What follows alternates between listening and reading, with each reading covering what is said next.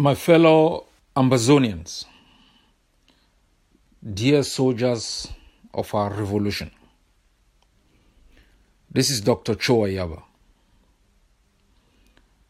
I have observed a trend of events in the past weeks which are not inconsistent with reality of how revolutions evolve. We've observed the assassination of our warrior, General Ayaba. When he was alive, he didn't give fish to his soldiers. He made them to learn how to fish. So in his absence, they will become independent, continue to defend the homeland. When I met General Ayaba, like many other soldiers on the ground, or like many other colleagues and comrades with whom I work, the first thing I struggle to do is to make each and everyone first understand why they fight. Once they believe and they have the conviction that our cause is just, they will look for the tools by themselves to defend and liberate the homeland. These are the qualities we impart on each other and to patriot volunteers on the ground. His absence will be felt, but he left behind thousands of other General Ayabas willing to sacrifice, bleed, and defend the territorial integrity of Amazonia. For his sacrifices and for that of his family, his friends, and his comrades, we are indebted in gratitude. We are observing a pattern in the attitudes of comrades,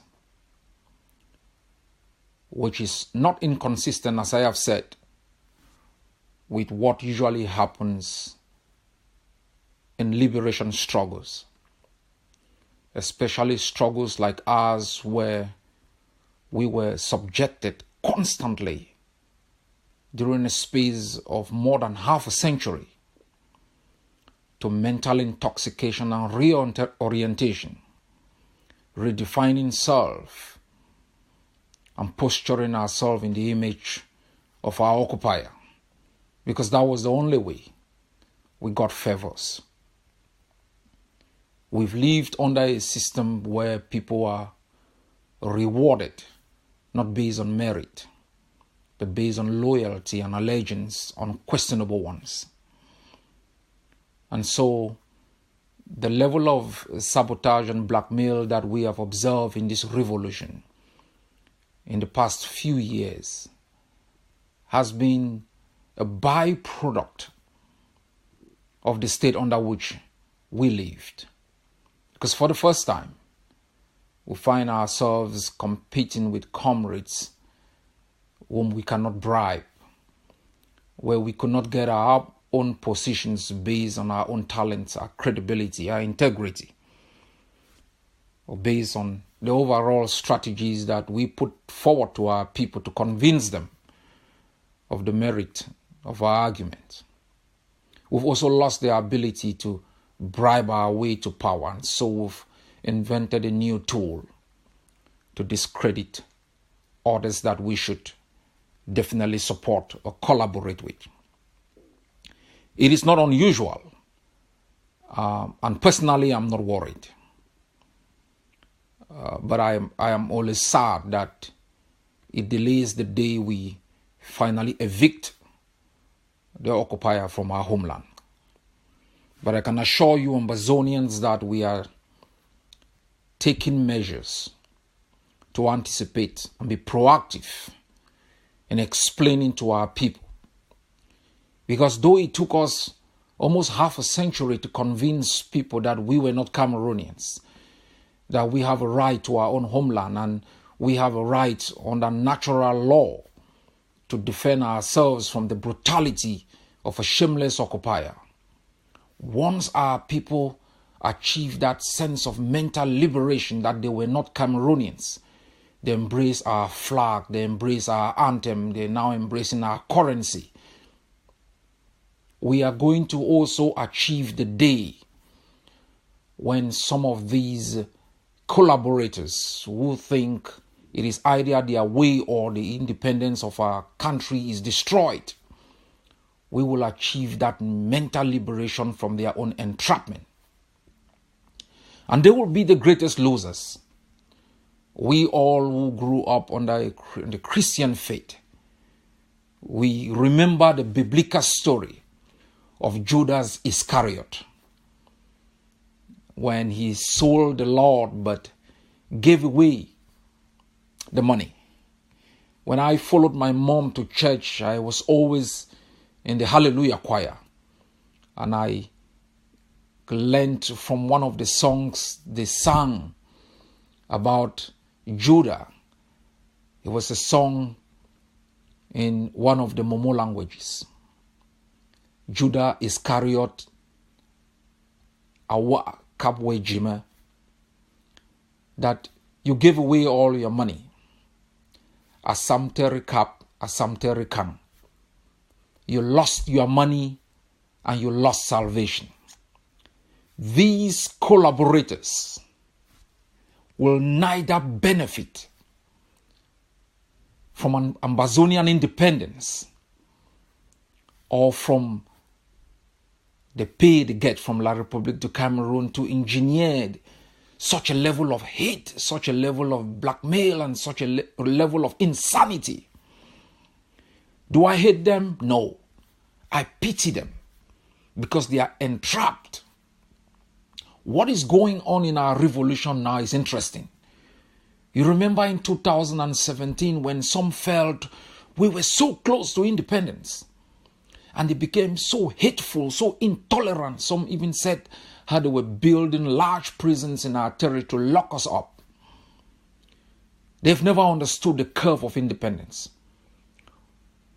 Now they feel because of the pressure of the international system. Remember when I said we must make Ambazonia ungovernable, we must internationalize our struggle, take it from the domestic to the international realm so pressure could be brought to bear from the international system on Cameroon. And they laughed at us. Now they are seeing, the positive statements from the House of Lords, the US Senate, from the Security Council, from the German Parliament. And they are trying to position themselves. They think Cameroon is going to crumble because these countries are talking, they are putting pressure. Because America has said we should enter into dialogue unconditionally. And they are like, this is our time to shine. And what better way to shine than to take away all those who've given their blood and treasures to make sure that Ambazonia is yet to be free. Instead of bonding together, that this is our moment to come together and stand as one people, to talk as one people, fight as one people. They think they must push themselves ahead, standing on the bodies of patriot volunteers, on the lifeless bodies and carcasses of all those who've bled for homeland. So what you are observing, all the sabotage, has nothing to do with someone, collaborating with La République du Cameroon. It has something to do with positioning. They've done this many times. They come out and deceive you with apologies. They come out and placate you with all sort of innuendos, hoping that you are going to bend so they can show the world that they are in charge. They try to test their strength by calling off ghost towns so they can show the world that we are in charge. Talk with us. Please come talk with us. Ambazonians. It's a fallacy. The day we will be close to independence, you will know it. Nobody will tell you. You will know it. You will know it. Do not fall for these false prophets. Do not fall for this Judas Iscariot. They will neither give you independence, They will neither give you salvation, nor will they make you to succeed. We've observed these in history before. They are trying to show that they are in charge. So you degrade the capacity of those who are an obstacle for them collaborating with the system. What do we want to talk with the butchers? What do you want to talk with the guy who is still murdering our people on the ground? What do you want to talk with those who still basically occupy our homeland, determine our own policies, make our laws? What do you want to talk with them about? The day we become a contender, the day you find 1,000 Ambazonians armed with AK-47 filing and passing in a village, you know that day that La République cannot reverse the gains that we have made. That is the day we can talk on our own terms, from a position of strength, not as weakling beggars, talking tail and begging to sit down on the table with the masters of our own destiny to beg for the crumbs that are left behind from the exploitations that they've made from our territory. So they think they can ride on my back, on my shoulder, on my blood to be able to mortgage the gains we have made. They're joking with the wrong generation. We are the never again generation. Soldiers of the Ambazonian revolution. We will not become the Thomas Sankaras. We will not become the Lumumbas.